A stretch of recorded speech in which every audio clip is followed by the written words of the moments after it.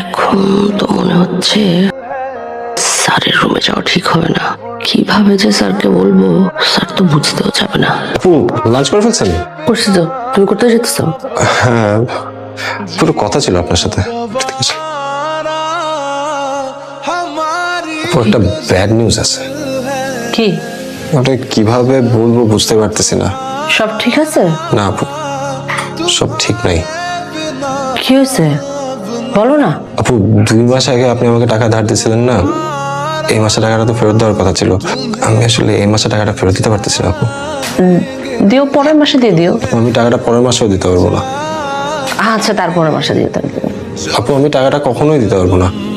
আপনি ধরে নেন যে টাকাটা আপনি আমাকে দান করে দিচ্ছেন। ঠিক আছে, দান করে দিছি। এটা কি? আপনার টাকা। তুমি এতক্ষণ আমার সাথে মজা নিতেছিল না? নিলাম আর কি আপনার সাথে একটু মজা। এই অফিসে তার কার সাথে মজাই করা যায়।